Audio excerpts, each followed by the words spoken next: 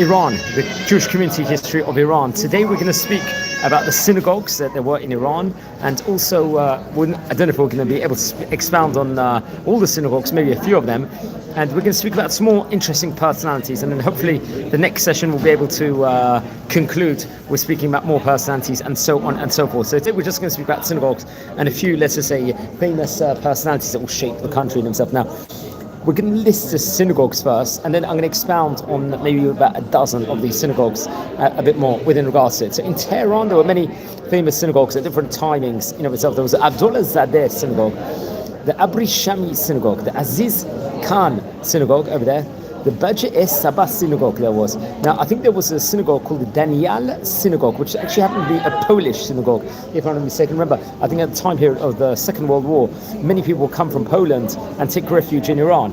So that would probably be so that. We're going to explore that in a few minutes. In the Darvazeh Dawlat synagogue that happened to have been, there was the Etefare synagogue. This was an Iraqi synagogue in Iran. The Etihad synagogue, the Ezra Yaqub synagogue there happened to be. There used to be another one, the Pak Chabad synagogue there happened to be, the Gisha synagogue, and then there was a Gorgan synagogue. There was also a Chaim synagogue. There was a Hakim Asher synagogue over there. The famous Harambam synagogue there was, also known as Rambam synagogue. The Kohan synagogue. There was a Quraysh synagogue. The Korsaniha synagogue there was. I think that was a Mashhadi actual synagogue in Tehran at one point. And the Levian synagogue. That was a famous family over there. The Maharib synagogue there was. The Mola Hanina synagogue there was. Another one, the Nozrat synagogue. Nozrat being a Persian name. Obviously, we've spoken about that before. The Or Shraga synagogue that happened to be in Tehran, probably connected to Rabbi Mola Or Shraga, one of the most famous Persian rabbis in Jewish history, which we've spoken about before. The Paul Khubi synagogue there was. The Rafi Niyah synagogue happens to be. The Raha Denash synagogue. The Sayyid Kandan synagogue, the Tapian Hakim Persian synagogue, the Tarasht synagogue, the Yosef Abad synagogue, the Yosef Zadeh synagogue, and the Zargarian synagogue. These were all famous synagogues in Tehran. I don't know if I hope I included all inside that list. Let's explore with regards to the city of Shiraz also, which had a famous Jewish community. Obviously, now I'm not going to list over here, as you can see in this list, what dates they were opened in, what years. I'll leave you all to research upon that respectively over there. So in Shiraz, there was many synagogues. There was a Bozorg synagogue, the Del Rahim synagogue there happens to be, the Gharabi synagogue. There was a Hadash synagogue, the Khane Javanan synagogue there happened to be. There was a Saniha synagogue over there, the Kohanim synagogue there happened to have been, the Kausar synagogue there was Magen Chayim synagogue, the Mola Mishi synagogue, that was another famous one. The Mola Pinchas synagogue there was, the Mola Auram synagogue there happened to be. There was a Mobarech synagogue, a new Kazaroni synagogue there was, the old Kazaroni synagogue. There was a Rabbi Zadeh synagogue over there, the Sehati synagogue, and the Shocher synagogue. Very, very interesting. So that's in Shiraz over here. I hope I got everything. Now in Esfahan, we spoke about Esfahan. They had a great Jewish community in of itself. Also, let's give the list over here. The Jobareh synagogue. There's a Sarah Bat Asher shrine over here. We know Sarah Bat Asher from the end of the book of Bereshit, respectively. She actually goes to Gan Eden live, according to opinions in the Talmud, and literally revived Yaakov Avinu. There's a Mola Mari shrine also in Isfahan. The Amo Shaya synagogue there is, the Asi Aban synagogue, the Bozorg or the Midechor synagogue there happens to be, the Golbahar synagogue, the Hajj Eliyahu synagogue there happens to be, the Han Asab synagogue happens to be Jamati synagogue. There's famous Keter David synagogue there. There's a Khorsi Hidi synagogue, the Kausar synagogue over there, Mola David synagogue, the Mola Niyasan synagogue, the Mola Rabbi synagogue, the Mola Salman synagogue, Mola Yaqub synagogue, the Moshe Hayah synagogue, the Saidian synagogue. Many of these have, I know of a lot of Persians out there, they actually have the family names of these synagogues that we're mentioning about. The Sangbast synagogue, there's a Sarah Bat Asher synagogue, Shmuel Geli synagogue, the Shukhrala synagogue, the Yaqub Bat Asher synagogue, and the Yosef Shmuel Shimon synagogue. That's another list over here. In Yaz, they had the famous synagogues there. Mola Achababa synagogue, Very interesting enough. If I'm not mistaken, it could have been a descendant of Rabbi Or Shraga, if I'm not mistaken. I'll have to double check that. The Kamal synagogue. There's Eliyahu Hanavi synagogue, Eli synagogue, the Hadash synagogue, the Chacham synagogue, the Mizan synagogue, and the Mola Shlomo synagogue over there. Now, in Hamadan, there are places over there. The Esther Mordechai shrine, the most famously, and the Habakkuk shrine. There's Alliance synagogue over there, Bozorg synagogue. There's a Haggai Nabi synagogue, the Kalimian synagogue, the Mola Abraham synagogue, and the Mola Rabbi synagogue. Now in Sanandaj, there happened to be two famous synagogues. I don't know if there was more or not. The Bozorg synagogue, and there was a Kuchik synagogue. Kuchik is little, if in English it's translated as. Also in Kermanshah, there was the Etihad synagogue, the Hadash Novin synagogue, and the Yarub now synagogue over there. In the Rafsanjan, there was a Gadim, or also known as the old synagogue over there, and the new synagogue. In Kerman, where my family descend from, there was, I think, a solo synagogue called the Kerman synagogue. I'm not sure if there was more. In Bosher, there was a Kuti synagogue over there. And in Tabriz, there was a synagogue called the Kuchik synagogue. Interesting enough. In Urmia, there was a Denan Shah El Kalimi. In the Borajer, there was a Borajer synagogue. In Babol, and there was Kushunad synagogue over there. And in Babul, there was that was in Babul, there was a Kushunad synagogue. Very interesting enough. So now we're going to speak about some of these synagogues over here. And welcome anyone to our community. If you are watching live for the first time, we're exploring some of the synagogues of the country, Iran, over here on the special edition. And we're going to speak about a few of the more of the personalities. And I think this is already part number 6 of the history of the Iranian Jewish community. The first synagogue we'll speak about is Abri Shami synagogue. I think it's actually based in Tehran, if I'm not mistaken. It's located in Kakh Shumali neighborhood in Tehran, and it's situated, I think, in a compound that also includes a Jewish school, a Bet Midrash, and a mikveh, and also kosher restaurant over here. And I think this synagogue was actually completed in 1965 in September. Let's just say, I think it was in an upper middle class neighborhood of Kakh Shumali, if I'm not mistaken. I think it's also now known as North Palestine Street, if I'm not mistaken. The land which the compound was built was granted by the Iranian Jewish philanthropist, someone named Aghajan Abrishami, if I'm not mistaken. A foundation was, I think, originally created by the name of Tzedek Cultural Foundation, whose mission, let's say, was to oversee the building and operations of the synagogue and the school. It consists of 2 floors. The first floor is a school, and second floor houses the synagogue. The building was constructed in a modernist Pahlavi, if I'm not mistaken. It's got 1960s architectural style, exterior, interior, design influenced by local Persian architectural styles for religious buildings, let's just say. And it serves, I think, as a social and cultural center of the Jewish community of Tehran, and it's actually administered by the chief rabbi of Iran also. Very interesting enough, this place is. Next synagogue we're going to speak about is the Daniel synagogue. We're not going to speak about all the synagogues. I mentioned that, a big list, maybe just a highlight of maybe 12 of them. I'm using actually data from Wikipedia over here within regards to it. So the Daniel synagogue will become a Polish synagogue, interesting enough, because, as we said before, this obviously is an Orthodox Jewish congregation. It's located on 30 Tir Street, also formerly known as Chavam al-Saltana Street. This is actually in Tehran, in the central district of the Tehran country in Iran. And it's the only Ashkenazic synagogue there is in Iran over there. And it was used mainly at the time period of the Second World War by Polish Jewish refugees. With increase, obviously, there was Jewish refugees from Poland in 1940. Iranian Jews would build a specific Ashkenazic synagogue next to the Haim synagogue, also over there. Now, when it was first opened, it could only hold 60 people.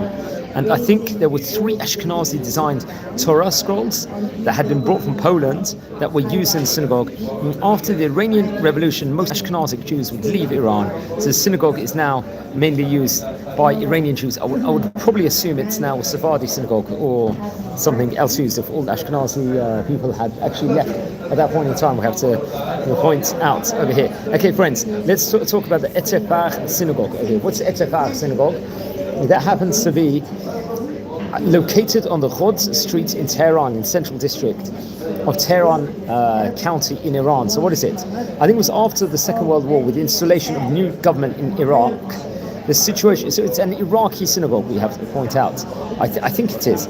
So after prominent members of the Jewish community, such as someone named Laura Chozoi, was arrested, and the Shafik Adas, who was a successful Jewish businessman, was unfortunately hanged. You can see the horrific anti-Semitism there were, especially many Iraqi Jews would decide to emigrate. Some would leave for Israel, while others would settle in Iran. They reached Iran with the help of the Kurdish Jews, and many arrived in an area called Koram Ashara, which, with the help of someone named Harun, I think his name was Abdullah Nabi. He was a prominent Jewish person in Koram Ashar, and some were able to go to Tehran and obtain legal documents. Between 1946 and 1951, many Iraqi Jews moved to Tehran, while others moved to Europe and the United States over there. I think in 1946, if I'm not mistaken, I think they would decide to create a cultural center. In 1946, someone named Mayor Abdullah Batsan would buy over half hectares, 1.2 acres of land near University of Tehran in the God's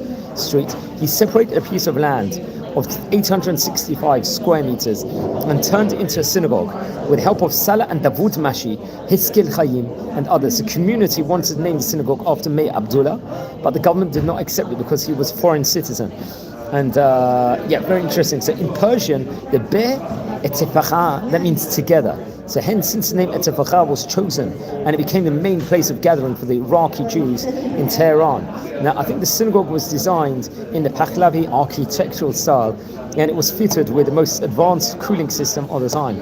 Most of the Torah scrolls, I think, in the synagogue were brought by the Jewish people who came from Iraq. And a Babylonian, let's say, Talmud in Aramaic script was dedicated to the synagogue. Many Iraqi Jewish families emigrated in Iran during the Iranian Revolution. And today, only a few families, mainly, let's say, Iranian Jews, still use the synagogue. And I think there was recently a fundraising campaign was organized by the Babylonian Jewish Center of New York, which will help with in regards to repairs. Now, interesting enough, there was Etefakhe school over there. The synagogue also had, let's say, a related private high school called the Ehvetahe School. I think in the 1970s, the school was known for strong English language courses. Students from religious minority families in Iran attended school in the 1970s, including, I think, Christian, Baha'i, Zoroastrian. Following the Iranian Revolution, the school is run by the state and is for girls only, we have to point out over here. Friends, anyone tuning in live, we're exploring the Jewish community history of Iran over here. So everyone, welcome to our channel. We're going to take a short 1-minute break over here, and we'll be back in 1 minute, friends, over here. So just watch your space, and in the meantime, join and browse. We'll be back in a minute.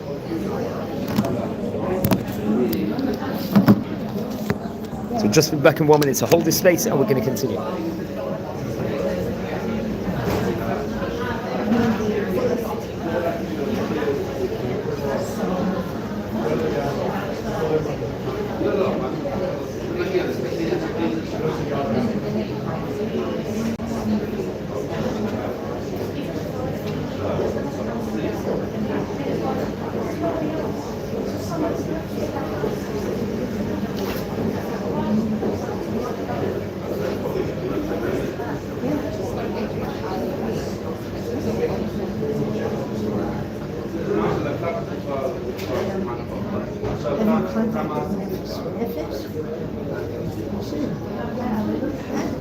Yeah, I did. I was a Kriya.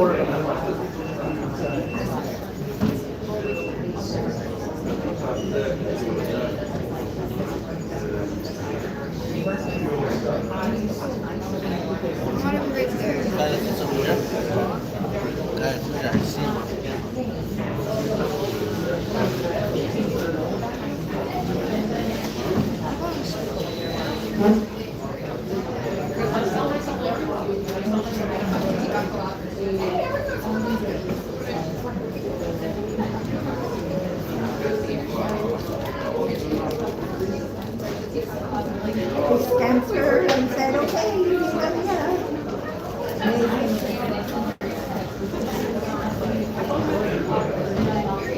Amazing.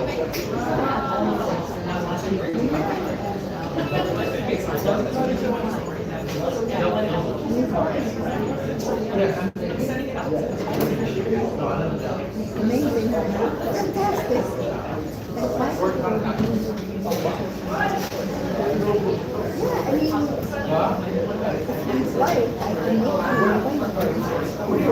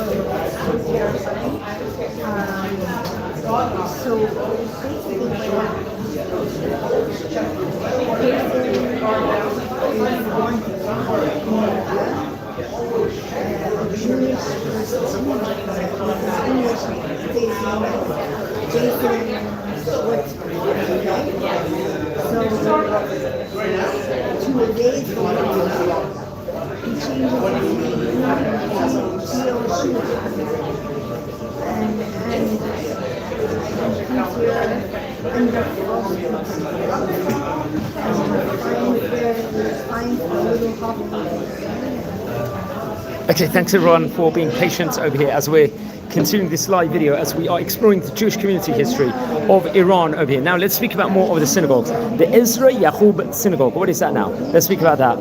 That is located in the old Jewish quarter in an area called Ud Lajan, that happens to be. It's a neighborhood in Tehran, Iran. It was actually completed in the year 1895 and it's one of the oldest synagogues in Tehran. Now the synagogue was established, I think, during the reign of someone of the Nasr al-Din Shah Qajar, and it was repaired and restored many times over. Since then, the synagogue was completed, I think, 1894, 1895, and I think Ezra Yaqub, for whom the synagogue is named, was a prominent Iranian Jewish merchant and was the first person to make contact with the city of Manchester in England. And after he passed away, he was about 40 years of age. His widow spent most of his fortune on charity for Iranian Jews, and the building was placed on the list of historic buildings in the Cultural Heritage Handcrafts and Tourism Organization since 2004 to 2005. At its peak, they would have 200 mitpalelim, 200 people praying there. And in 2019, I think several antique Torah scrolls, unfortunately, were stolen from the synagogues. That's Ezra Yaqub Synagogue over here, friends. We have to point out over here that if I'm not mistaken, that I just want to go back to something over here that there was, if I'm not mistaken, we mentioned about Operation Ezra and Nehemiah. And that was, if I'm not mistaken, we did mention that in the previous one of the synagogues connected to it. So many of the Iraqi Jews, if I'm not mistaken, would actually go on to move to Iran at that point in time. Or it was an operation conducted by Israel, Operation Ezra and Nehemiah, and the American Jewish Joint Distribution Committee that airlifted between 120 to 130,000 Iraqi Jews to Israel. And they would go via Iran and Cyprus from 1951 to 1952. Let's say this massive immigration of Iraqi Jews was among the most climatic events of the Jewish exodus from the Muslim world, and the operation is named Ezra and Nehemiah, who led groups of Jews from exile in Babylonia to return to Judea in the 5th century.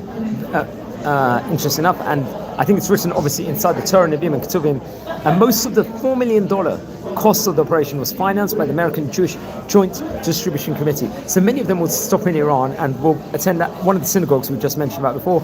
I have to double check which one it was over here. Okay, friends, anyone tuning in live, please subscribe to the channel now. We're nearing 9,000 subscribers over here as we're exploring the synagogues with regards to Iran, the country Iran over here. And we're in part number 6. Now, next synagogue we're speaking about is a Khor Asaniha synagogue. What is that? Obviously, a synagogue located in the junction of Zaratosht and the Balisar streets in Tehran. I think it was in 1349. Jewish people from Mashhad often used the Levian synagogue. However, there was an increase, as I say, in Mashhadi Jewish population. The need for a separate synagogue increased. Now, with the help of several other synagogues, such as Levian, Yosef Zadeh, Rafi Nia, I think the land was purchased. The building is constructed on 840 square meters, and the land, let's say, contains 4 floors with a capacity of up to 400 people, if I'm not mistaken. I think Rabbi Eliyahu Ben Chaim had been the chief rabbi of the synagogue for many years also, so very, very interesting enough. So that is something we have to point out. Now, the next synagogue we're going to speak about is the Mola Hanina synagogue. What is that? Or Mola Hanina synagogue. It's on a Jewish congregation, obviously, and a synagogue located on 7 Zarojabak Alley. And it's, I think, in the old Jewish quarter over there. It's located in Odl Jalan neighborhood of Tehran in Iran. Now, established in the, let's say, late 19th century, it's one of the oldest and located on 127 meters squared. And it's one of the smallest synagogues, I think, in Tehran, if I'm not mistaken. Now, the synagogue was established during the time of the Muzaffar ad-Din Shah Qajar. And let's point out the Mola Hanina Melamad Yazdi is known to have founded the synagogue. Now, Mola Hanina, he died in 1283.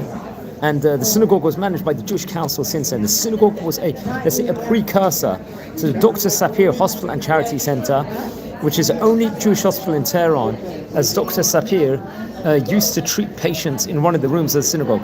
Today, the population of the Jews in Udlajan is relatively low, and the synagogue is only open on Shabbats over there. So that's very interesting. So, in of itself. Then there was the Pole Khubi synagogue over there, or also known as the Talmud Torah synagogue over there. It's a congregation, it's a synagogue, and located near the Sepah Square in Tehran also. So very, very interestingly enough over here, friends. The next synagogue we are speaking about is the Ra'e-Danesh synagogue, which is located near the Yusuf Abad street in Tehran. I think in the decade of the 1340s, a number of Jewish people in the Yusuf Abad neighborhood increased dramatically. Thus, a group of Jews decided to create a synagogue in the Yusuf Abad street in the 20th alley. And the building, which contains a Jewish school, was built over 3 levels. The 240 square meter, the synagogue is located on the 3rd floor. And I think the synagogue itself experienced huge construction in 1388 SH at that point in time. So that's something we have to point out over here. The next synagogue we are speaking about is the Yosef Abad synagogue, or the Yosef Abadi synagogue over there. It's officially also called the Sukkot Shalom synagogue. Let's say Tent of Peace synagogue over there. It's located on the junction of 15th Street and Sayed Jamaleddin in the Yosef Abadi neighborhood in Tehran in Iran. It's the main synagogue of Tehran and is one of the largest synagogues of the city. The original building that housed the synagogue was completed in the early 1950s. There was a growth of Jewish population of the capital, especially in the Yosef Abad neighborhood. It was decided that a newer building was needed. I think there was a help of local community leaders headed by Abraham Yusian. The construction of the new facade was completed in October 1965, and the doors of the new synagogue were opened to the public on Rosh Hashanah. Predominantly Persian in style, the synagogue is well known for its tile mosaics, blue, white, black, traces of green, yellow and beige. I think in 2003, in February the 8th over there, the president over there at the time, Mohammad Khatami, visited Yosef Abad synagogue, becoming the first president of Iran, I believe, at that point in time, to visit the synagogue since the Islamic Revolution. The chief rabbi, Rabbi Yosef Hamadani Kohen, Harun Yazahia, and Maurice Motamed attended and represented the Jewish community of Iran, I think, over there. And the chief rabbi Cohen led the opening of the Torah scroll and the reciting of the tefillot, the prayers over there. Let's speak a bit about, a few of these personalities we spoke about. Rabbi Yosef Hamadani Cohen, I think we did mention him in the previous video. He lived between 1916. He passed away quite recently in 2014 on 29th of March. He was a chief rabbi of Iran and a spiritual leader for the Jewish community of Iran. I think in August 2000, a chief rabbi Hamadani met with the Iranian president Mohammad Khatami at that point in time. Wait a second. So we're just going to take a short break now. So we'll be back in a minute, friends, over here.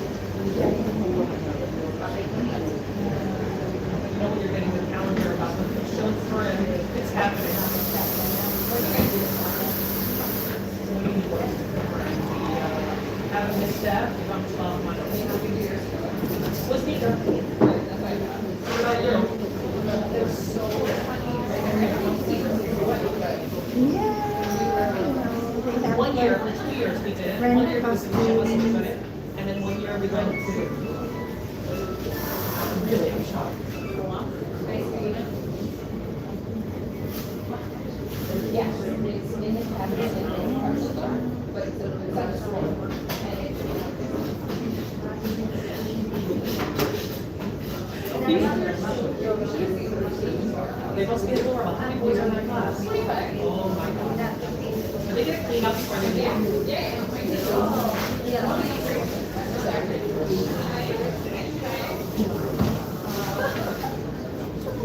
Where was this?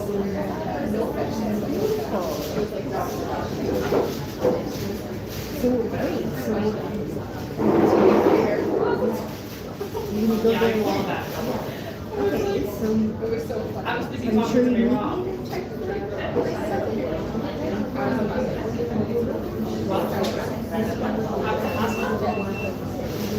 think he leaves the show. Me and my grandparents. One was around with grandparents on my apartment, but they're not living in there for 2 years.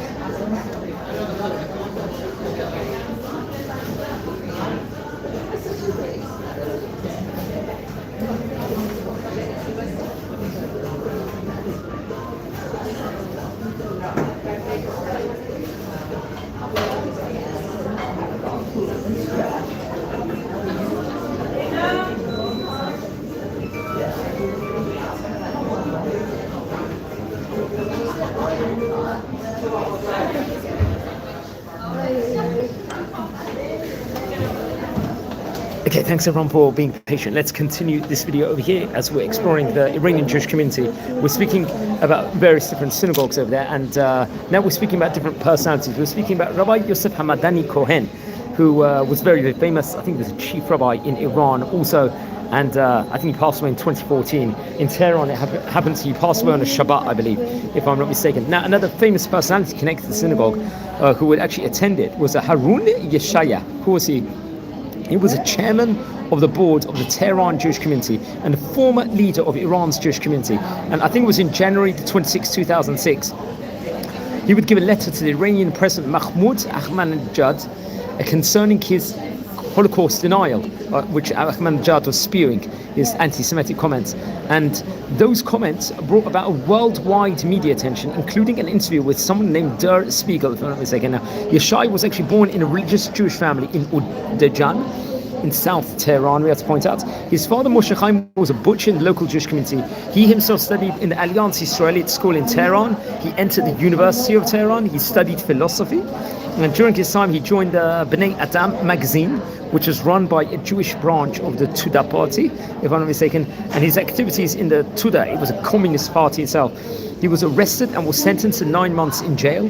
After the release, Yeshaya became active in the Anjuman el-Kalimiyan, which oversees the Jewish community of Tehran. I think Yeshaya is well known as an Iranian producer also. And among the, let's say, the pioneers in this field, he produced numerous movies and was awarded as a best producer of the Islamic Republic in the 58th Fajr Festival. I think this was in the year 2008. Now, Yeshaya is married to a woman named Farida, from the well-known family, the Poratian family. He has a daughter, Marjan, who works, and I think he's got other descendants also, we have to point out. So very, very interesting. So so there's another interesting personality that would attend, I think, this synagogue, I think on a special day, Maurice Motamed. Who was he? He was actually born in 1945. He's an Iranian politician and expert who was elected in 2004 as a Jewish member of the Iranian parliament. He preceded someone named Manuche El-Assay and succeeded Siamik More Zareh, represented the Jewish community, let's say, and has by Iran's constitution retained a reserved seat since the Persian constitution of 1906. He's also from a religious Jewish family from Hamadan and attended the Ferdowsi Elementary and the Takht-e-Jamshid high schools in Tehran. He has very, very well academic career, let's just say, in himself. I think he served in the government sector between 1967 to 1986, held various positions, both bachelor and master levels, if I'm not mistaken. I think in 2000 he would become a prominent because he won the Jewish seat in the 6th Islamic Parliament, and he would serve as a representative of the Jewish community over there. And very, very interesting. So he would have to relinquish all his roles. Let's now go back to the various synagogues in Iran. Let's speak about the Zargarian synagogue, which is once again also in Tehran. The synagogue was created in an area of 1,000 square meters with the help of someone named Abdullah Eliyahu Zargarian. Very interesting enough. And there was an increase of the number of Jews in Amir Abad street. Abdullah Zargarian decided to create the synagogue in 1350 SH. This was in 1971, 1972 AD. He found a suitable piece of property in the Kishirav Boulevard, and he approached the Tehran Jewish committee with this proposal. He received help from Musa Barlavi, Ismail Kodadi, and Musa Sassoni, and the Tehran Jewish community and the Jews of Tehran helped him in his endeavors. And the head of the Alliance Israelite Universal, Mr. Kohenka, pledged help if Abdullah Zargarian creates an Alliance school as well. The plan was fetched and it was sent to the AIU, the Alliance Israelite Universal headquarters in France. And after 45 days, Monasher Kohan was selected as a chief architect, and the plan started in 1350 and was finished in 1352. The synagogue was constructed by Monasher Kohen and Hushan Hasidim in the 4 floors that can hold 500 people, and Abdullah Daghinian was selected as the principal of the Alliance School in Tehran by the Alliance headquarters in France, we have to point out over there. So very, very interesting. Then another synagogue is a Pir Bakran. What is that? It's in District, the province in France. It serves as an administrative center of the Garkan Oshlomi rural district, and I think it's next to the road in Isfahan, if I'm not mistaken, over there. And I think the city's population in 2006 was 10,851. And I'm not sure if that's a Jewish population or not, but the Pre-Bakran itself is named after Muhammad ibn Akram, if I'm not mistaken. So the ancient Jewish cemetery of Esfahan is situated close to its complex, and it contains tombs inscribed in the 2nd century over there, we have to point out. The major Musalim contains a tomb attributed to Sarabat Asher. So sorry, we're not speaking about synagogue here, we're speaking about the tomb of Sarabat Asher over here. I think it's in Isfahan, if I'm not mistaken, but in Pre-Bakran, if I'm not mistaken, over there. Okay, the tomb of Esther and Mordechai. Where's that located? That's obviously located in Hamadan in Iran. And it's a pilgrimage where many people, not just Jewish people, will come. And it houses the remains of the biblical queen Esther and her cousin Mordechai over there. And it's the most important pilgrimage site for Jews and Christians in Iran. There is no mention of it in either the Babylonian or Jerusalem Talmud, and the Iranian Jewish tradition has not supported by Jews beyond Iran. A tomb of Esther and Mordechai is at Hamadan. There's a mausoleum believed to have been built in 1600. First attested, I think, in the 11th century by the famous Benjamin of Tudela, who would visit the city, we mentioned about on various occasions before. He reckoned there were 50,000 Jewish inhabitants and described the tomb as in front of the synagogue. Now, Shahin Shirazi in the 14th century in Ardashir Nama was the first known Persian Jew to write the dreams of Esther and Mordechai and of a journey they made to Hamadan, stating they died in the synagogue and within an hour of each other. The narrative of Shirazi may derive, let's say, from earlier Judeo-Persian sources, which is now gone. According to the National Library of Israel, a French explorer at the outset of the 20th century discovered jewels in a niche located in the Muslim ceiling and deposited them in the Louvre, and a crown among the cachet, it adds, is believed by the Hamadan Jewish community to have belonged to Esther. Neither of these claims, I think, appear to be true, if I'm not mistaken. And to speak a bit more, I think in the year 1850, J.J. Benjamin, another famous traveller, would visit the place, writing that some 500 Jewish families lived over there with 3 synagogues. The tombs he described are situated in a magnificent building, let's just say, just inside the city walls, which the local Jews visit monthly, and where on the Purim, the book of Esther was read, and the tombs were struck with, let's say, faithful palms, if I'm not mistaken. And I think someone, Jacob Edward Pollock, also would actually write within regards to that, how the Jewish people make pilgrimages. I think in 1891, the tomb was described as consisting of an outer and inner chamber surmounted by a dome of about 50 feet high, if I'm not mistaken. And the dome has been covered with blue tiles, but most of them have fallen away. And I think a few tombs of worthy Jews were located within the outer chamber, especially Menachem Halevi, a famous rabbi in Hamadan, wrote in 1932 that the building was 20 meters high and that there was an inscription of Isaiah 26 in the doorway, that the first room had been built 2 centuries previous above the graves of a physician and a messenger from Hebron. And I think at the end of the 19th century, the Hamadian chief rabbi was buried in the center of the room, and between the main tombs he described an opening into the cave beneath, which could be assessed for maintenance. And yeah, very, very interesting. We can speak much more about that. And yeah, very, very interesting. Anyone tuning in live, welcome, as we're exploring the Jewish community history of Iran over here, and various different synagogues also within regards to Iran at that point in time. So there's other tombs. There's a Persian shrine in Muslim South City in Synagogues in the west of Iran is also believed to be Habakkuk's burial place. Habakkuk very much featured in the Torah, Nevi'im and Ketuvim. It's protected by Iran's Cultural Heritage, Handcrafts and Tourism Organization.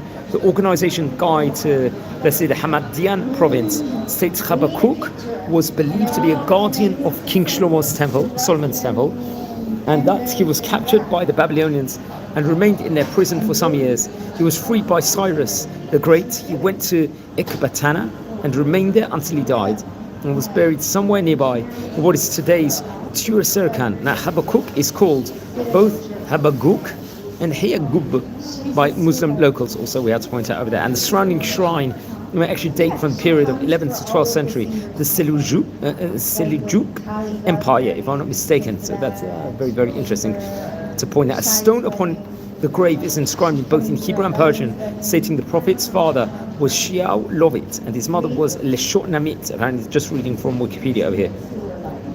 So both Muslims and Jewish people will pay respect at this specific shrine, we have to point out. Okay, let's go back to the synagogue territories over here. Let's speak about the Sundaj synagogue over here, which is located in Sanadaj over there, in the Kurdistan province in Iran. Interesting. The synagogue was constructed in the Safavid era from 1501 to 1736, and is now listed as an Iran National Heritage List. And it was a center of Aramaic-speaking Jewry in Persia, and the Jewish community in Sanadaj dwindled considerably following the Islamic Revolution of 1979. As of the year 2000, no Jews actually live in this area of Sanadaj. Also, respectively, we have to point out over here. Okay, so let's go back and speak about more.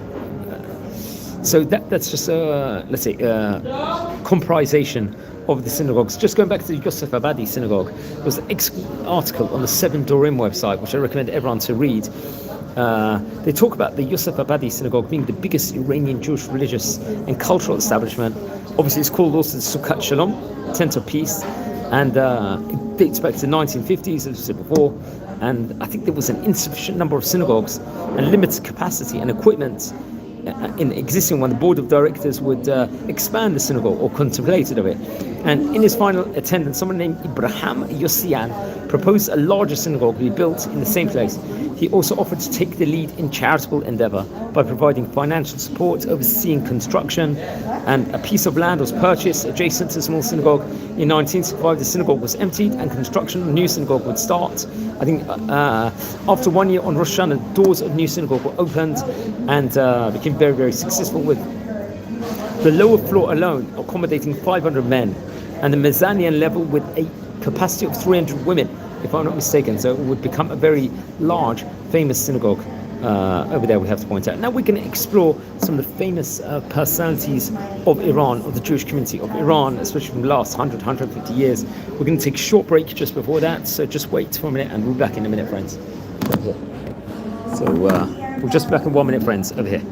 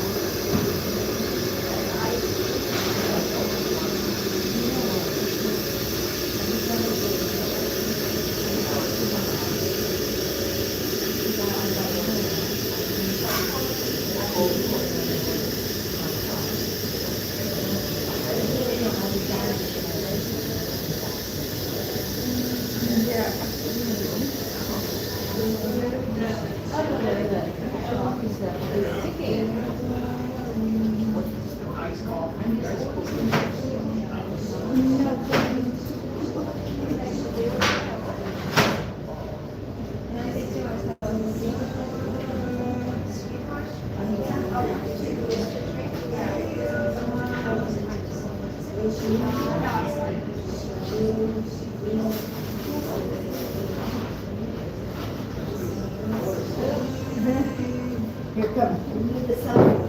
Oh my gosh. I still think I like selfies.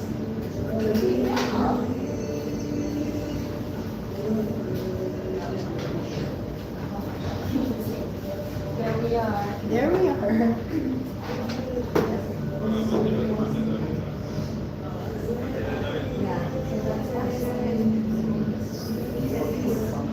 What?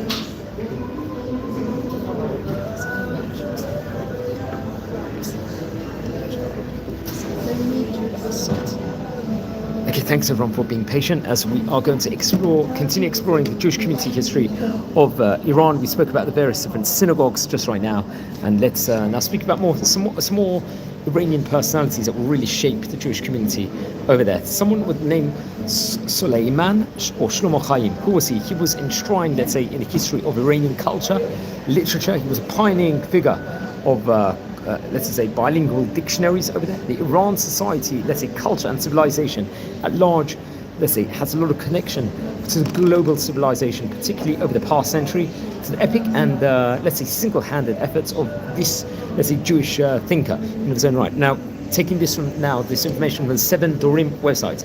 Suleiman Hayim was born in 1887, a religious family in Tehran. His father was Chaim Eshag, or Isaac, who would make a living by sewing bed sheets and comforters, let's say. And I think it was followed contemporary suit.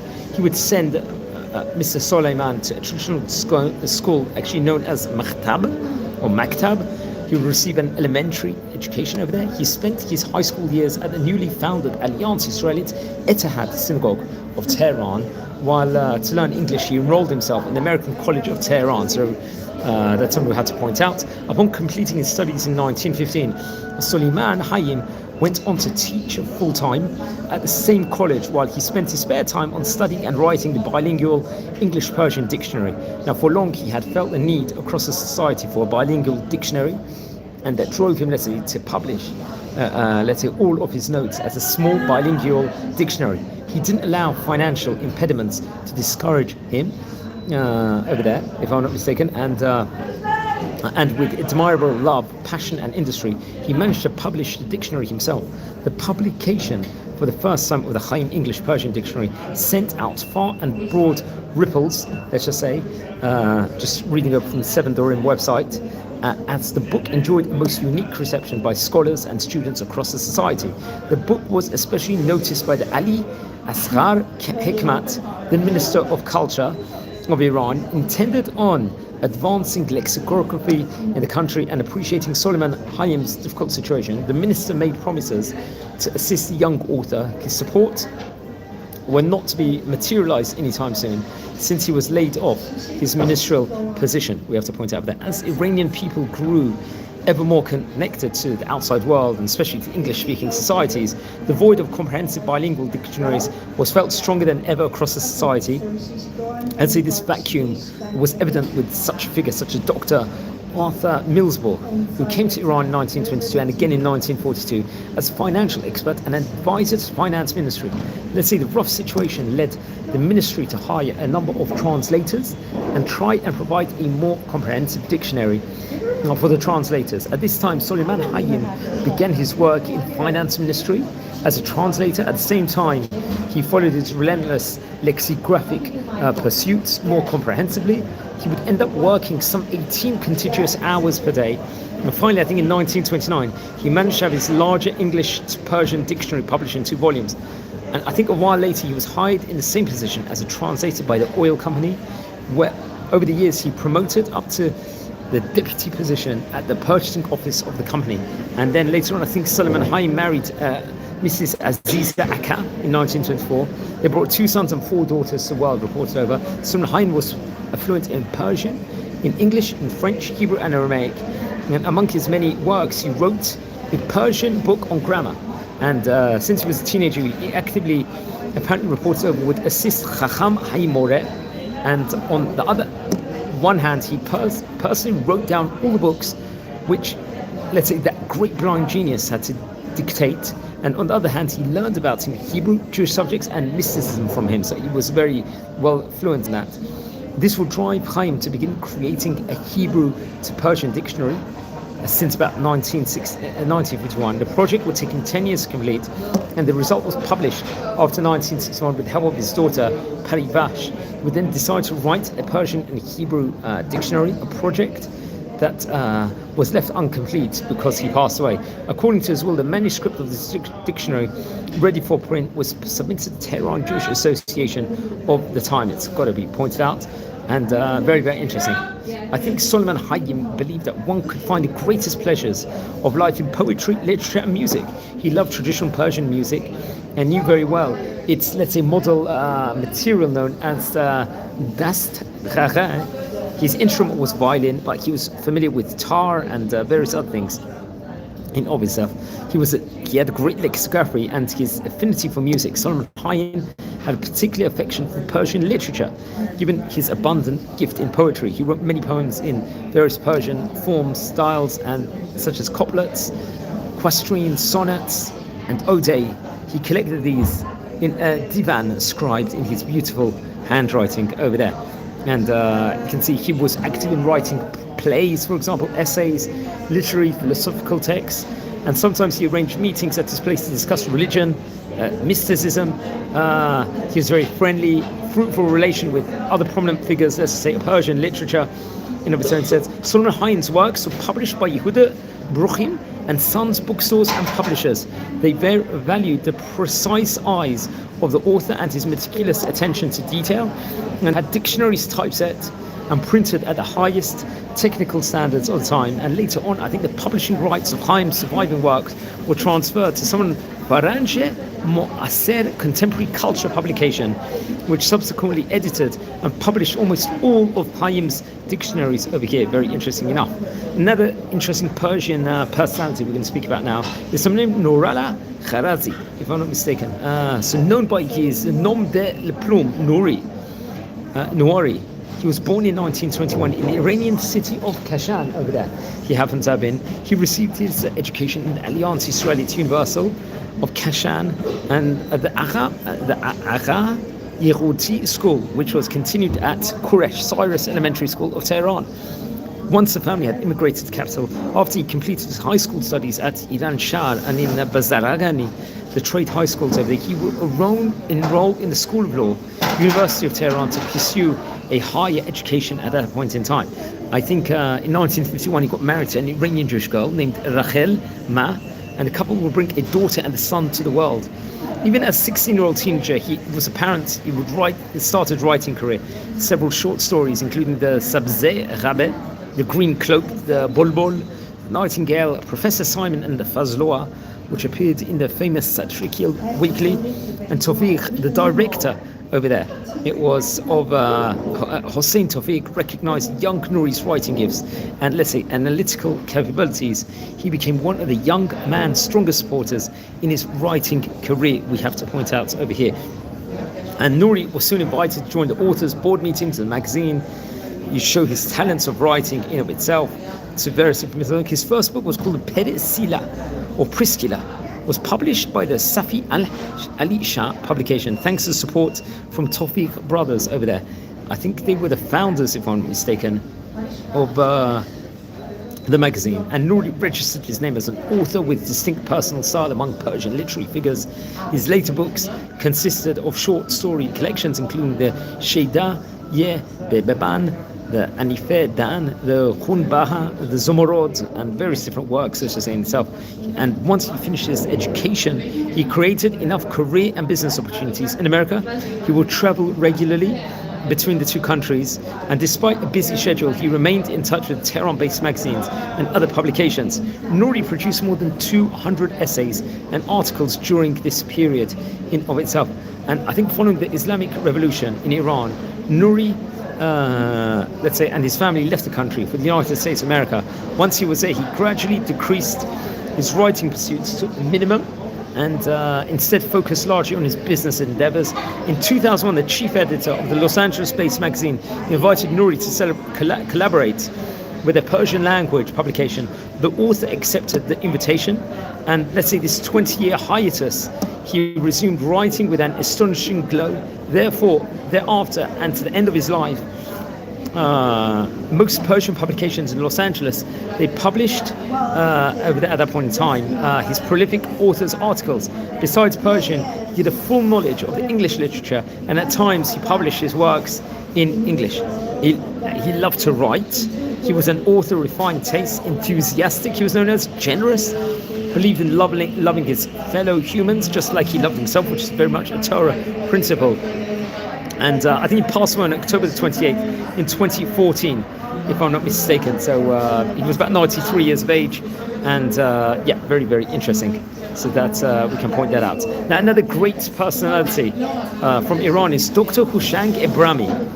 And he had various unique aspects of Judaism, Jewish culture, literature, would preoccupy his mind. He was born in 1934, if I'm not mistaken, in Hamadan in Iran, and would receive elementary and high school education in Tehran. He received in 1956 a bachelor's degree in economics from University of Tehran, where 2 years later he would earn his master's degrees in social sciences with honors. And I think in 1962, with scholarship from Pittsburgh University, he traveled to Pennsylvania, United States, where he received an advanced certificate in library sciences over there. Now, upon returning home, he was employed by Bank Merkazi Central Bank, where he established a center of documents and information, the first of its kind in Iran. He was then invited by University of Tehran to teach library sciences, which he would also teach simultaneously at University of Shiraz. I think mid-1967, he married his cousin, the maternal aunt's daughter, Shala Yafeh, and they would bring a daughter and a son to the world also. The same year he received, and by the way, it's very, very common in Iran that cousins would marry in those days. They had to, I think, in those days, because there was a lot of problems with Muslims where they would force women to convert also at that point in time. So people had to know the families itself in many, many cases, especially for those hundreds of years. The same year, I think, he received another scholarship, this time from a doctorate degree in information sciences, which would take him again to Pittsburgh University. He would earn a doctorate.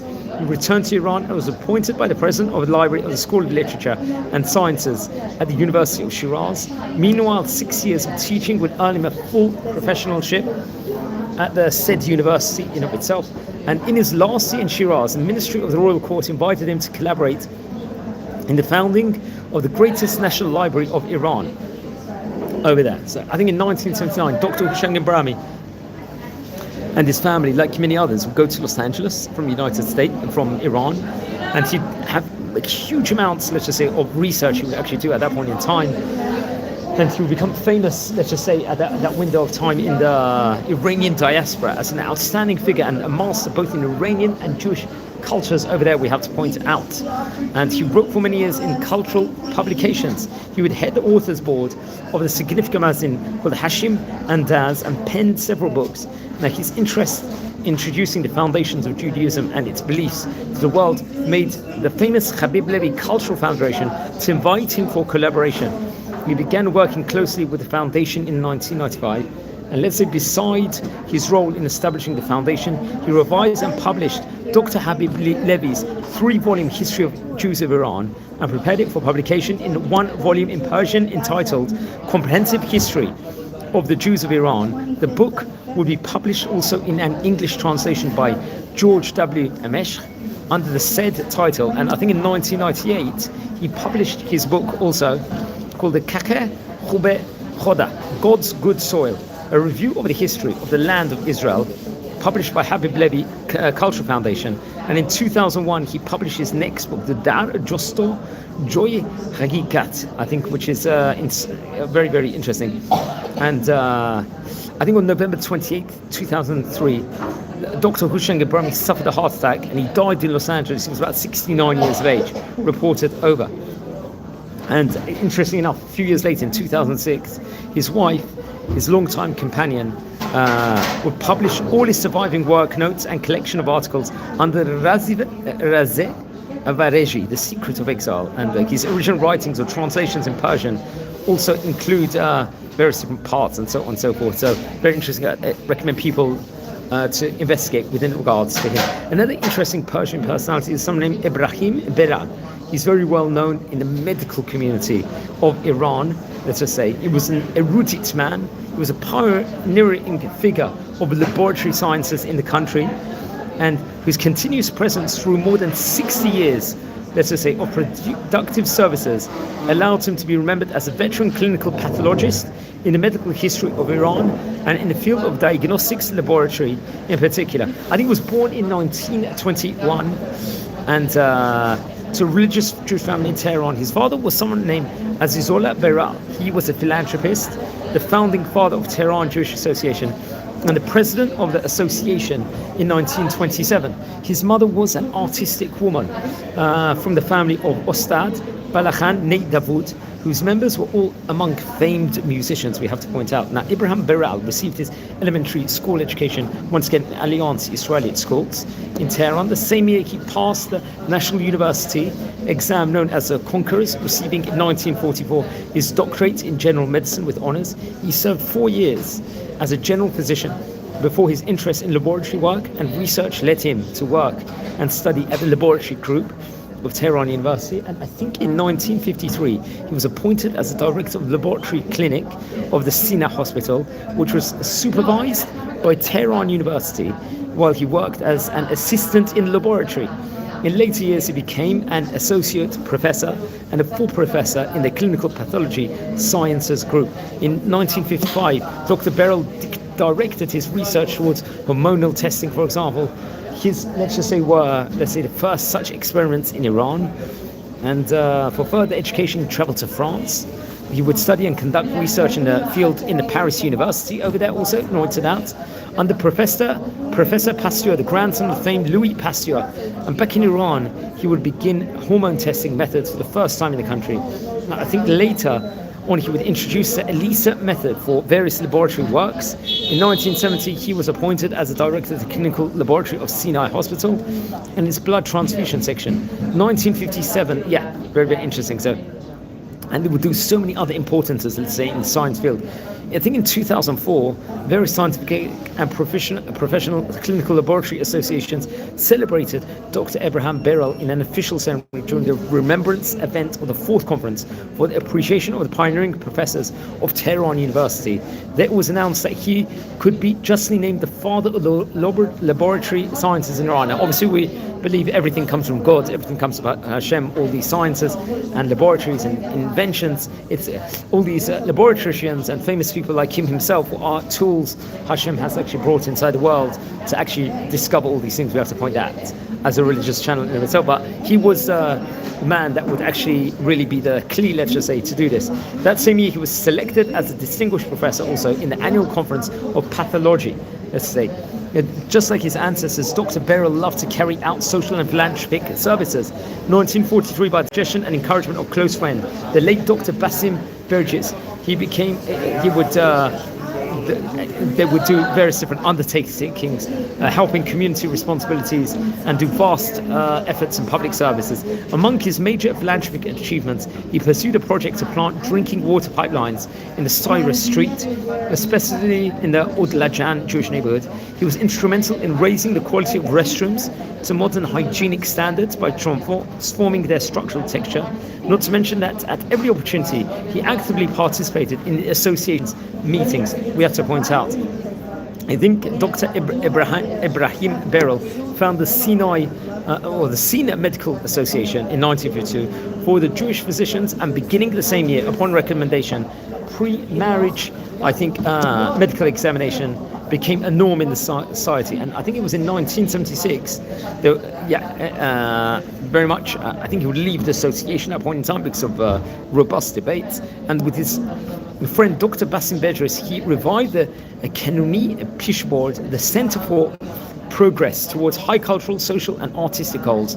Among his last achievements, he collaborated in establishing the Marriage Foundation over there. So that's very, very interesting. So he's another key man, let's say, in Persian Jewry. His wife was Helen Amiri, and if I'm not mistaken, they would have, I think, 5 sons, and among them the eldest, Jacques Bral, who I think lives and works in France as a successful European screenwriter, a filmmaker, and a cinematic director in of itself. Now, he died in 2007 at the age of 87, reported over from the 7 Dorim website. Let's speak about now a Rabbi David Shofet. I do think we spoke about him before. He was actually born in 1939 in the city of Kashan, and I think he's the oldest son of Rabbi Yedidia Shofet, who was a chief rabbi of the Iranian Jewish community. While he was young, he would learn preliminaries, principles, Jewish religious law and tradition under his father, auspices. Towards the end of the World War II, he was only 6 years of age. He and his family moved to Tehran, where David Shofet would receive his elementary and high school education at a Quraysh school. In the meantime, following the example of his ancestors, he already joined the Jewish clerical rank. He carried out religious and social activities. Just reading this from the Seven Dorim website, with affection. He could have continued his studies in a variance of academic fields. He would choose to travel abroad and pursue his higher education in Jerusalem. In 1965, he graduated from Bar-Ilan University at Tel Aviv, I think in Jewish theology and history and philosophy. I think then he would actually, at that point in time, he would pass his required exams and receive a diploma of clerical subjects, i.e. the rabbinate from Rabbi Shalom Mizrahi, who was a great rabbi in the Jerusalem court, which was then headed by Chacham Ovadia Yosef. Rabbi Ovadia Yosef was the chief rabbi of Israel. Back in Tehran, he started official religious activities, offered speeches at synagogues, Jewish institutions, we have to point out, especially at the Jewish Academic Students Organization, as one of the very first Iranian rabbis, Rabbi David Shofet, thus began, let's say, great efforts to revive the Judaical tradition in the Iranian community. After publishing some of his religious books, he published this first major volume in Persian entitled The Consequences of the Fall of Jerusalem and Its Impact on the Jewish History over there. I think in 1973, the Tehran Jewish Association invited Rabbi David Shofet to act as their cultural and religious advisor and coordinate the instruction of Judaic subjects at Jewish schools. Rabbi David Shofet seized the opportunity to organize after-hour Hebrew lessons for the many children and youngsters who were so far deprived of Hebrew learning facilities or who study in non-Jewish schools. Moreover, let's just say, with assistance of Tehran Jewish Association, it would enhance the community, outreach programs, publish monthly periodicals, educational volumes on holidays and other Jewish occasions. He would strengthen ties between various sectors of the community and its cultural centers, also we have to point out. And very, very interesting. And he was part of various different religious seminaries, as before, do many speeches. I think in 1975, Rabbi David Shofet married Rabbinate Pauline Netanelli, and the couple would bring 2 daughters and son to the world. Rabbi David Shofet actually left Iran, I believe, in the year 1979, and his family would eventually settle in Los Angeles. And together with his father, the late Chacham Yedidia Shofet, they dedicated themselves to social services of their new home in Los Angeles, and with great cooperation, let's say, of a number of community philanthropists, they would found the original Nessa Synagogue and Cultural Center. And aside, there was also many religious services. Obviously, they established Hebrew classes and spent relentless efforts to expand the center into academy or a cultural house over there. I think in 2001, the Nessa Cultural Center was relocated to a new building, and one of the greatest of the Iranian Jewish schools and cultural centers in the United States was formed. Throughout, Rabbi David Shofet continued his social activities with cultural endeavors. In 1980, he published his first volume in exile in Los Angeles, entitled, in Persian, The Life of Maimonides, Rambam, over there. 3 years later, with the cooperation of Morad Hikmat, he published another volume entitled Among the Treasures of Judaism. In 1999, he would revise and publish an enhanced edition of his earlier Haggadah and even more prestigious volume. And in 2004, with the assistance of the Nessa publications, he published the Hehei Nessa, The Eternal Life. And I think it was in 2006, he wrote an enhanced translation of book of Sarah and Hillel Slichot over there. And what's interesting, I think when Chacham Yedidia Shofet, his father, passed away in 2005, the Iranian Jewish community of Los Angeles elected Rabbi David Shofet as the chief rabbi and religious leader of the Iranian Jewish community over there. Very interesting. And we've spoken to other famous rabbis. We did a video with regards to Rabbi Musa Zagari, where his son would actually, I think the synagogue is called Torat Chaim Synagogue, would do huge amounts of importances in Iran also, we have to point out. Now, I think it was in December 2008, during the Hanukkah celebration at the White House, President George Bush praised Rabbi David Shofet for his invaluable cultural services, for offering proper management to religious leadership over there. Rabbi David Shofet participated in establishing and launching several other cultural institutions of Los Angeles, including the Chacham Shofet Foundation in 2006, Persian Maimonides Foundation in 2011, and the Amnon Netzer Foundation in 2012. and where there's been a demonstration, let's just say, of active presence as a member of the board of directors also. So very interestingly, and as a religious leader, we can see he's carried out the most remarkable, meritorious role over many years of dedicated services, and really has contributed to culture in of its own right. And very, very interesting. So this is just taken from the Seven Dorim website, this article. I think as of such, I think come on June 2015, the Nessa Cultural Center organized a conference in honor of Rabbi David Shofet to express a collective gratitude and celebrate 35 years of outstanding services to the Iranian Jewish community, especially that of Los Angeles. And the conference was attended by a large number of religious figures, erudite scholars, and the leaders of various cultural and social institutions, as well as many individual philanthropists of the community.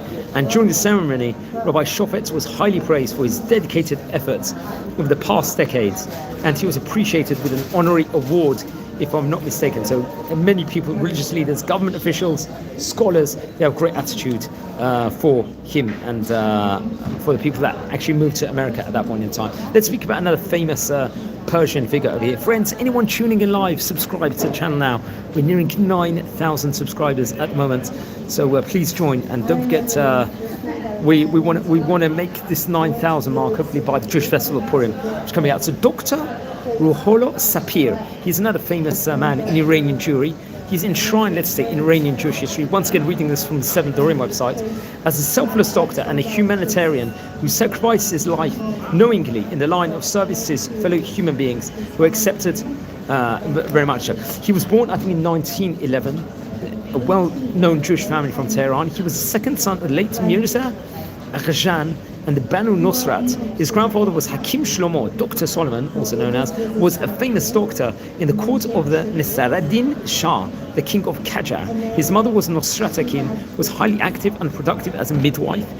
And Ruhollah Sapir received his elementary education at the Noor Sederat Light and Honesty School before completing his high school studies at the American College, as he also learned the English language. As early as his student years, he was already interested in social and cultural activities. Ruhollah Sapir was among the first Iranian, let's say, Boy Scouts, if I'm not mistaken. He would rise to the head scout of the school, of that team, and he taught biological sciences over there at the Noor Sederat School. He worked for some time preparing medicine at a pharmacy. He spent his spare time in swimming or climbing the mountains, reported over. He drew up in his literary talents to write plays. He performed at times on the stage at educational institutions. He was fluent in English.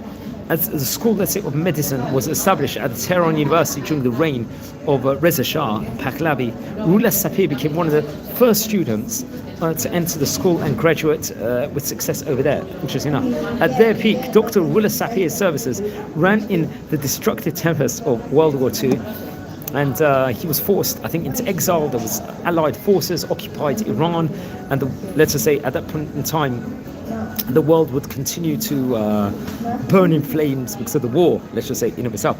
Among the, let's say, consequences of this terrible war, famine, poverty, hunger, pillage, stampede, violence raged throughout the country. Various contagious disease spread everywhere. Plague, cholera, the various sexual transmitted diseases, typhus seized upon the Iranian cities at the throat, and the Ujulan Sarachal neighborhood, also known as Jewish ghetto of Tehran, and the Syra Street, the Sar Polak. These areas didn't remain exceptions to this rule. There was an influx of Polish refugees who had managed, let's say, to escape the war in Europe, and this will only, let's say, exacerbate the situation. War-ridden children found their ways through Jewish houses and neighborhoods, we have to point out over there, while the war patients were hospitalized at the Kanun clinic. In the Sar Chal neighborhood now faced poverty, hunger, misery, even more intensely than before. Increased levels of contamination and lack of medical facilities was widespread, and there was obviously negligence of basic hygiene principles. These would lead to outbreak of typhus. This cruel disease surrounded the poor people of the Sarachal neighborhood, and as with the monster of the war, it began to claim scores of human lives, unfortunately. The Iranian Jewish Youth Center, supervised by Dr. Sapir, launched a relentless campaign around the clock and saved hundreds of critical patients from certain death. This is what the Seven Dorim website says over here. Besides attending to patients, Dr. Sapir, he acted personally as a messenger of hygiene and cleanliness, and among his many responsibilities, he supervised the hygienic conditions of the stores, butcheries, and homes. He taught matters of personal and public hygiene to the people. He went to City Hall over there to expedite and maintain the hygiene of the alleys over there, the homes, the synagogues, and other places, and to keep them clean. He even undertook to provide and distribute the newly marketed DDT powder to uproot, let's just say, the lice. He went to Office of Food, Groceries, Merchants, provide cereals, rice, sugar cubes, which were rationed at that point in time also. So you can see he was really a hero during the Second World War. Let's say to decrease the loss of lives, Dr. Sapir's efforts found vaster dimensions. He expanded his work to clinic, while he paid regular visits to type flu and typhoid patients at their homes. It was as if he had forgotten himself in this very holy endeavor. Eventually, his ceaseless efforts rendered Dr. Sapir was weak and exhausted. And I think in the spring of 1943, a few days before Passover, Dr. Sapir felt bruised, feverish, and I think there was warnings around him, take more care. His sense of duty wouldn't let him be for a moment. Even though typhoid was contained by then in most parts of Tehran, there were still signs of it in Sarchaut neighborhood. Or perhaps Dr. Sapir had contracted the typhus disease, and at the end this great young doctor fell ill in bed and sadly passed away, died on April the 12th, 1943, because of complications of the disease, but he died a hero helping so many people at that point in time. So unfortunately, so over the coming years, a small Kanun Care Philanthropy Center clinic will grow into what is known today as one of the most sophisticated and best equipped hospitals in south of Tehran, aptly renamed as a Dr. Ruleh Sapir Hospital. So he leaves a legacy also in Iran, this hero does. Another famous, we're going to explore another famous Iranian in a minute. We're going to take a short break over here for a minute. So please just watch your space and we'll be back in a minute, friends. Anyone you're tuning in live at the moment, don't forget to subscribe to the channel and join our committee. We are nearing 9,000 subscribers. We'll be back in 1 minute, friends, over here. So watch your space. I will continue this video.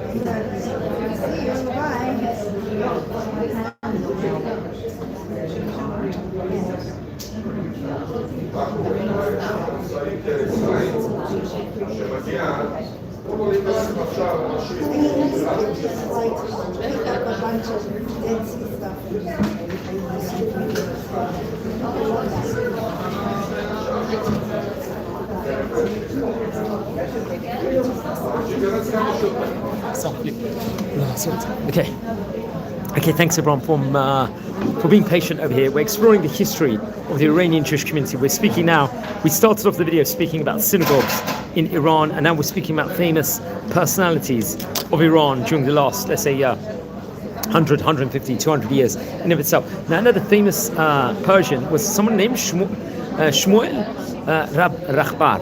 He was born in 1929 and came from actually a religious family. I think from Hamadan originally. His father's name was Musa, or also Moses Rakhbar, was working as a garment merchant, I believe, if I'm not mistaken. And Samuel received his elementary education and middle school education, also once again in Alliance Israelite Universal School over there, which is very interesting. He finished his high school at the Pahlav High School in of itself, and he would leave, I think, at that stage in time for Tehran to pursue a higher education. Samuel Rakhbar completed his studies in general medicine in 1953 at the Tehran University, where he also received a postdoctorate in immunology in 1963. And I think between 1953 to 1960, his hemoglobin research laboratory also served clinical medical needs in the cities of Abadan and Tehran with the oil company, I think at that point in time, clinic. Moreover, I think for years he collaborated with the immunology section of the University of Tehran School of Medicine. His commendable work soon earned him an assistant professorship at the Sayyid School, if I'm not mistaken. And we have to point out that he did so many achievements. As say, during 15 years of laboratory research, Professor Samuel Rakhbar succeeded studying more than 220,000 blood samples for unusual hemoglobin, and arduous endeavor that led him to discovering of hemoglobins. His greatest research, I think, was A1C, which he discovered in 1967, and which earned him and his country worldwide fame. The 11 hemoglobins discovered by Professor Rakhbar were given genuine Persian names, even hemoglobin J Iran, HB L Persian Gulf, HB Q Iran, HB D Iran, HB Cyrus, HB A1C Diabetics, HB Persepolis, HB Hamadan, HB Arya, and HB Avicenna, to mention a few. Professor Rakhbar's discovery spread through the global headlines, leading the Japanese government to gift him personally, I think at that point in time, 2 amino acid analyzer machines at the University of Tehran. He was also, I believe, invited by the American National Institute of Research to introduce his discoveries in the United States of America. He got married to his wife, Mahin, from the Shoshani family in 1959. Together they brought 3 daughters to the world. All 3 are graduates with honors from American universities. The eldest, I think, is Roya. He's a molecular biologist, if I'm not mistaken. And the youngest is Furus, and also very successful. Now, Professor Rakhbar's cultural activities began in the early 1970s alongside his friend Professor Lachle Zeri in the Cultural Committee of Tehran Jewish Association. He continued his collaboration for years by organizing meetings, seminars about cultural, hygienic, and medical issues. After the Islamic Revolution in Iran, Professor Samuel Rakhbar, then he was the dean of the biology department in Tehran University, was laid off his position. And let's say, very, very interesting. And that would have no, I don't need it. And that would have like a, let's just say, it was seen as unacceptable or unfair, maybe because it was too heavy of a burden on this sensitive spirit. As such, he decided against his wishes to leave the country. In 1979, he immigrated to the United States of America with his family, let's just say. And you can see he would receive, if I'm not mistaken, prizes, Ministry of Education, the Iqbal Prize from Queen Farah Pahlavi of Iran, the Alborz Prize, and various other accolades in itself. And he's known as one of the most outstanding physicians and scientists, best known for his discovery of the glycated hemoglobin. He died in autumn of 2012 in Los Angeles, and he dedicated his entire career, and foregoing a well-earned retirement, he continued to spend his latter years on studying and doing research. That's what's reported over within regards to him over here. Now let's speak about Dr. Habib Levy over here, friends. Anyone tuning in live, we're exploring the Iranian Jewish community history over here. He's, let's just say, Habib Levy was born in the year 1895, if I'm not mistaken, October 31st, came from a very wealthy Jewish family from the Sarakhal neighborhood in Tehran.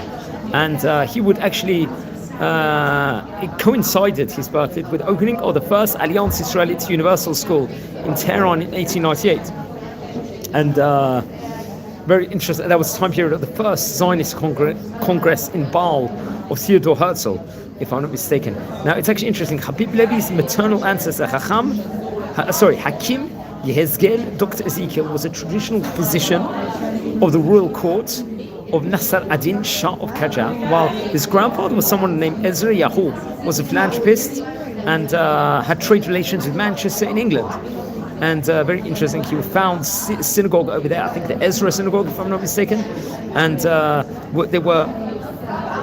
there was a founding of Torah classes, there was a water reservoir in one of the neighborhoods, the Udlajan neighborhood, in the Jewish ghetto of Tehran, which could hold a 6-month supply of water for the Jewish community, were among some of the philanthropic services that was provided. Habib's father was Rahim, had learned, I think, modern goldsmithery in Istanbul, Turkey, and he worked in the court of the Mozarraf ad-Din Shah of Al-Qajar as one of the trustees of the gold factory. I think in the year 1911, he was no older than 15. He completed his studies at Alliance School in Tehran, and then he would leave for Paris to pursue a higher education at that point in time. And in 1917, there was a Balfour Declaration, and there was famous Solomon Shlomo Cohen-Zadeh, who would step forward to found an institution to teach the Hebrew language at that point in time. 2 years later, he invited Dr. Habib Levi to join him in this endeavor. Dr. Levi accepted this collaborative project, and given his knowledge of experiences of the European Jewish movement, he played an important role in changing the name and the nature of this new institution, the Central Zionist Association, and shaping the new organization, while establishing at that point in time a connection to the International Zionist Congress. He opened 18 more branches of the association of several Iranian cities, and was appointed for a while as a vice president of the association over there. So they're very, very interesting. In 1931, to extend, let's say, his cultural activities and to raise youth knowledge and awareness, he established a second educational center over there of Jewish schools called the Quresh Cyrus Elementary School, I believe, over there. And he also established a Sina Club, a Wiseman Cultural Association over there. 1933, his fruitful cooperation with Dr. Goldberg, a famous person, also led to establishing the Sochunat. And in 1942, at the German forces advanced towards Soviet Union, some Polish Jews managed to flee to Russia, and a number of them took refuge in Iran. And Dr. Habib Levi and a number of philanthropist friends planned and set up a camp to accommodate these homeless Polish refugees in Tehran. So you can see the great he does in of itself over here for the people. Later on, after providing them with necessary treatments and assistance, they took important steps to help them emigrate to Israel. Also, we have to point out, Dr. Habib Levi was no doubt an exceptional figure and multi-faceted talents and capabilities. Even since he was a young child, he showed deep love towards Jewish culture and its customs. His gifts as a writer were directed more towards research and reflection. He loved to write, and since his days of youth to his last moments of life, he did not stop writing. That's pointed over. He would publish his 3-volume History of Jews in Iran also, as well as the Codes and Commandments of Moses and My Memoirs. That was another thing. He wrote tens of articles and treatises, which were published, I think, in European publications under the title The Children of the Neighborhood, the Ghetto, in recognition to his humanitarian efforts. And as a true Jewish person and a scholar and a historian, Dr. Habib Levi earned numerous prizes, also medals and commendations and honorary awards from cultural and academic institutions and universities around the world. Also, we have to point out also, and I think especially in 1956, the first volume of a history of Jews in Iran was published. It would take another 4 years to publish the final 2 volumes in of itself. And it's known as a very reliable source of the history of Jews in the 19th and 20th century. And with the onset of the Islamic Revolution in Iran, Dr. Levi left the country, immigrated to the United States of America. He spent his years of retirement in Los Angeles on writing and doing historical research. In the 1980s, Dr. Levi had to undergo surgery due to a thyroid illness reported over. And so he was another key figure. We've just got a few more minutes over here, so we will speak about another famous person, Baruch Baruchim. Let's speak about him. He was born in 1914 from, once again, a religious family in Udlajan neighborhood. His father was someone named Asher, a very well-respected businessman in the Tehran Bazaar, if I'm not mistaken. Now, once again, Baruchim would also study in Alliance Israelite Etihad of Tehran, a school. middle and high school's education would get in Dara ol Fonun. He would then take a scholarship exams. He wished to study in Europe, I think. Consequently, he was introduced to the Reza Shah Pahlavi and received his kind attention before setting out for France as one of the first 100 students selected to study overseas. Now, Baruch Baruchim returned to Iran in 1940, married his future wife Izzat Laed, and they would have 4 sons, if I'm not mistaken. And he would receive a very high education in medicine. Dr. Baruchim began to teach in the Teachers Advanced College of Tehran University for 2 years. Then he was sent to fulfill a draft in Military Officers Academy, where for 18 months he taught physics at the School of Aviation. Following the completion of his military service, he was officially employed by the Ministry of Culture and began to teach at the Al-Boris College. He would work there for 28 years with Dr. Mojtadi, the school principal, as a professor of physics, and consequently with the Minister of Education in Iran, endowed Dr. Baruchim with the first Medal of Physics in recognition of his long and genuine services. Concurrently, he was teaching physics in the French language at the Razi School of Tehran for 36 years. In 1968, he was invited to join the Jewish Association of Quraysh, Cyrus, Tehran, and a while later, he was appointed as a principal of the Quraysh schools, where he succeeded to add high school to the Quraysh complex. And before long, the students of the Quraysh Jewish complex amounted to 1,200 people. Due to emerging conditions, however, he resigned as the head of the Quraysh schools and immediately accepted his new role as the principal of the Etefagh schools over there also, respectively. Dr. Baruchim was very active in the development of colossal cultural institution known as the Etefagh. He supervised the expansion of school from elementary and junior school, a complex for mixed cohort, let's just say, in of itself, cultural complex throughout Tehran, which let's say included a complete high school of education over there, sciences, biologies, of maths, providing successful in the 1970s, if I'm not mistaken. And from the 1970s, 20% of the 2,000 students at the school were comprised of Muslim or minorities other than Jews. Now, besides above, Dr. Baruch Baruchim also taught for years at the Anoshivran, Dadgan, Humayun, and Kharamazi high schools. Moreover, he was a founding member of the Azhar Cultural Group in Tehran, where for years he and a number of experienced educators and knowledgeable scientists taught and trained thousands of students. And he was employed by the Ministry of Culture. This selfless educator realized that there were no textbooks for physics available to the high school students in Iran. Thus, he set out single-handedly to write comprehensive textbooks of physics, all high school grades, and together with several of his colleagues, they published preparatory books on physics, chemistry, and the outstanding figure spent more than half a century of his life, energy in education, nurturing students. Furthermore, he was a member of the many non-profit and for-profit cultural organizations where he offered numerous effective services. For years, he was one of the most prominent members of the Tehran Jewish Association, and as a president of its cultural committee, he offered significant services to the educational system over there in of itself. I think in the year 1980, after the Islamic Revolution of Iran, Dr. Baruchim yielded, let's say, an unwanted immigrator, that he and his wife immigrated to the United States of America, and over there, where their sons had been practicing medicine at that point in time, Dr. Baruchim settled in Los Angeles, together with a number of other people and friends. They founded the Anjuman Sokhan, the speech association over there, where for years, as its vice president, he promoted the Persian language and literature in the West. And I think come 1981, he extended, let's say, his Persian cultural activities. He enlisted help from several friends to establish Iranian Cultural Foundation and would continue his services in the Los Angeles Society, where he persisted and succeeded in persuading the authorities to recognize Persian as a second language in American schools. Once approved, the mayor of Beverly Hills granted him an honorary award for his priceless services to society over there.